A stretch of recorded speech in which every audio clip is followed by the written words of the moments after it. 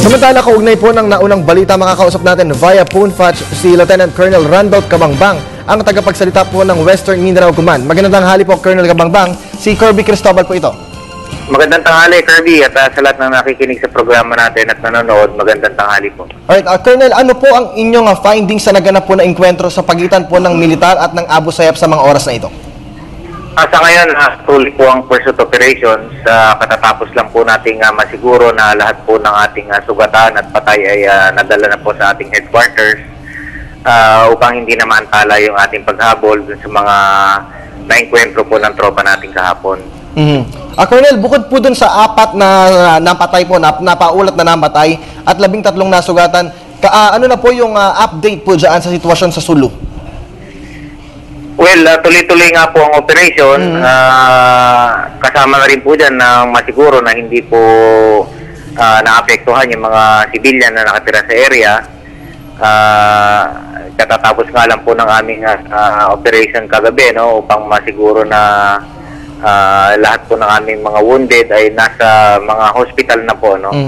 At yung ating patay po, yung 4 po na sundalong namatay, ay nandun po ngayon sa, nadala na po, no, kaninang madaling araw sa headquarters po ng Western Mindanao, kung saan binisita po sila ni Admiral Pama, yung pong flag officer in command ng Philippine Navy. Opo. Colonel, natiyak po ba natin na meron nga po talaga bang kinidnap na biktima yung grupo po ng mga Abu Sayyaf? Actually, persistent po yung report, ano, na nandun po sa area, yung pong European Birdwatchers, at saka yung grupo po ni Adjani. Kung kaya't minabuti po ng Marine Battalion Landing Team 6 na magpadala po ng isang kumpanya upang masiguro na nandun nga, no, na masiguro na totoo yung report. Papunta po sila doon sa area at sila po yung naengkwentro nga sa Barangay Bakong. Nung una pong, yung pong engkwentro ay tumagal na 5 oras. Nung unang mga sandali ng engkwentro, tayo po yung nakakalamang. Subalit nung tumagal po, alam niyo naman ang sitwasyon sa Sulo, no?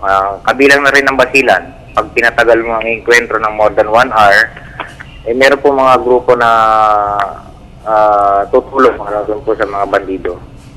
Alright, Colonel, bukod po dun sa sinasabi niyong hot pursuit operations ngayon, ano pa po yung iba pa pong ginagawa ngayon ng hanay po ninyo para naman po hindi na po lumawig itong kaguluhan na ito?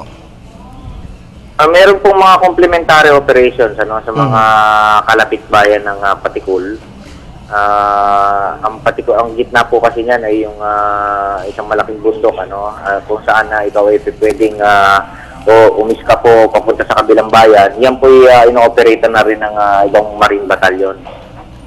Opo. Colonel, kunin ko lang po yung opinion nyo tungkol po dito. Ano? Naniniwala po ba kayo ang insidenteng ito ay patunay na patuloy po na nag-ooperate ang Abu Sayyaf dyan po sa Sulu at sa iba pa pong panig ng Mindanao? Gaano po katotoong bukod sa mismo ang Abu Sayyaf ay nakakuha po ng suporta sa grupo po naman ng MNLF? Hindi natin hindi naman po yan ng as an organization, hindi po tayo naniniwala na sinusuportahan ng MNLF yan.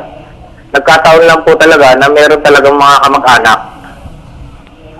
May kamag-anak po ang Abu Sayyaf na miyembro po ng MNLF. Hindi, we cannot discount yung mga ganun po mga incidents because we know for one na very clannish ang kultura po ng mga grupong yan, But it doesn't mean the organization is helping yung Abu Sayyaf. Wala pong ganyan.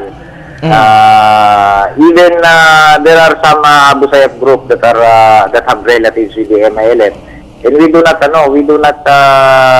assume that the MNLF is helping. Meron pong mga instances na yung pong organization mismo ng MNLF at MILF ang nagbibigay pa ng impormasyon sa amin. Alright. Huling katanungan na lang, Colonel. Opisyal na po bang naiparating sa mga kaanak po ng mga napatay po nating sundalo yung kanilang kinasapitan at ano po yung tulong na ibibigay po para sa kanila?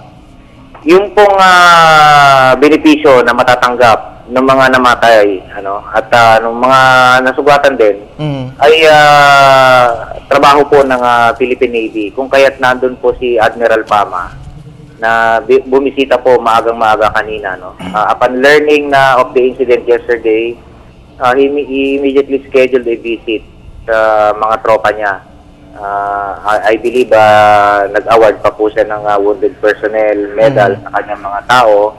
And the Philippine Navy will be the ones announcing.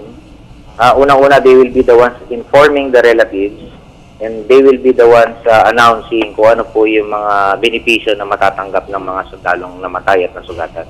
Alright, maraming salamat po sa ibinahagi niyo pong impormasyon sa amin, si Lieutenant Colonel Randolph Cabangbang ng Western Mindanao Command.